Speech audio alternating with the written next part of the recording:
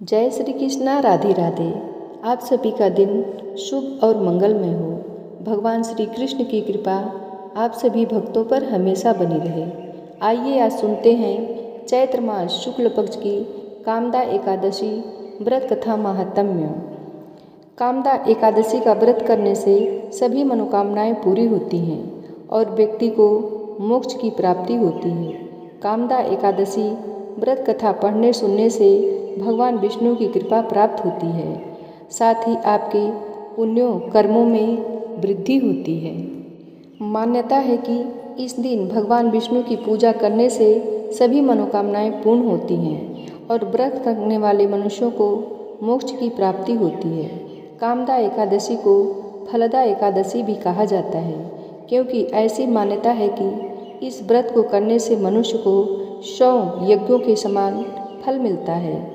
कामदा एकादशी पर विधि विधान के साथ पूजा करने के साथ कामदा एकादशी की व्रत कथा सुनने पढ़ने से भी पुण्य की प्राप्ति होती है। तो आइए सुनते हैं कामदा एकादशी की व्रत कथा महात्म्य। युधिष्ठिर ने पूछा, वासुदेव आपको नमस्कार है।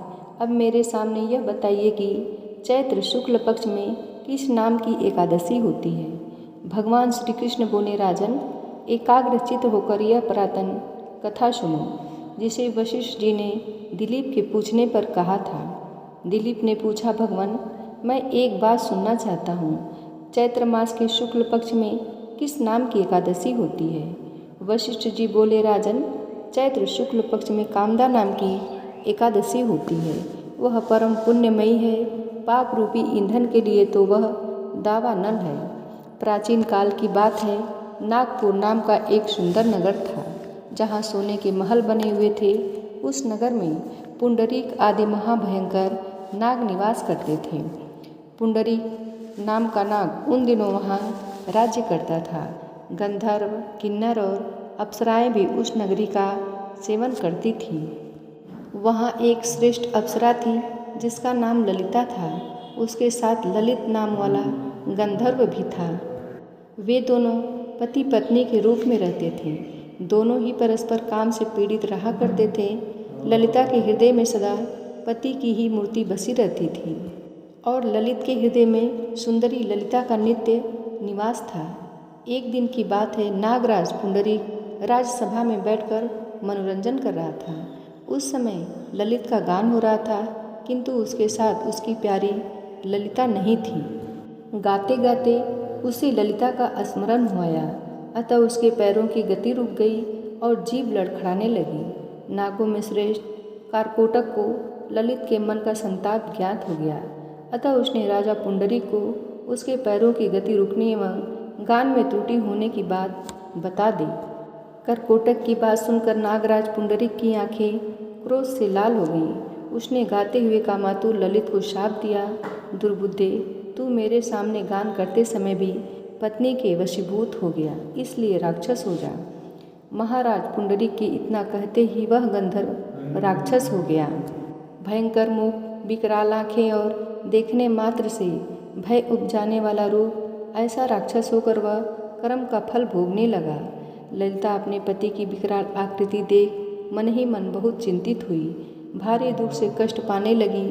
सोचने लगी, क्या करूं, कहाँ जाऊं, मेरे पति पाप से कष्ट पा रहे हैं। वह रोती हुई घने जंगलों में पति के पीछे पीछे घूमने लगी। वन में उसे एक सुंदर आश्रम दिखाई दिया, जहाँ एक शांत मुनि बैठे थे।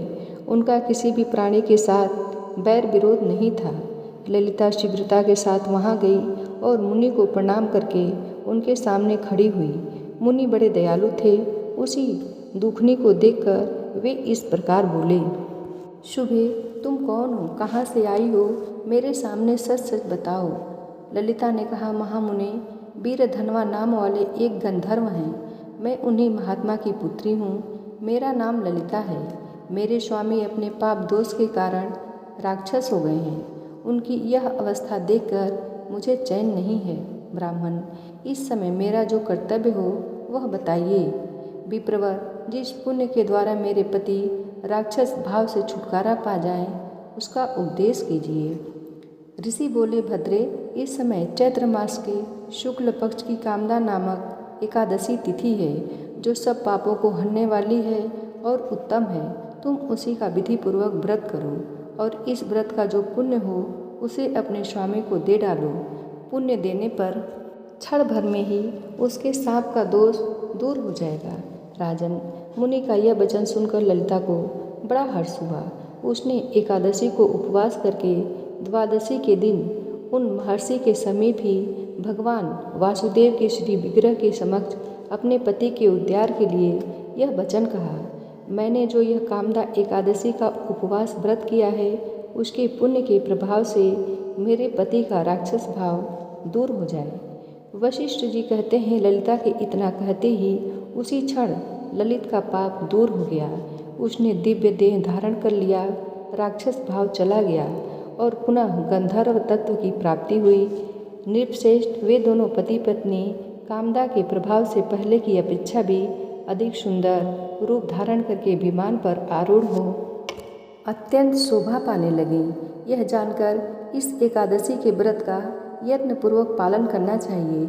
मैंने लोगों के हित के लिए तुम्हारे सामने इस व्रत का वर्णन किया है। कामदा एकादशी ब्रह्महत्या आदि पापों तथा पिशाच तत्व आदि दोषों का भी नाश करने वाली है। राजन, इसके पढ़ने और सुनने से वाजपेय यज्ञ का फल मिलता है। दोस्तों, आज की कथा यहीं समाप्त होती है। जय श्री कृष्णा, जय श्री राधे।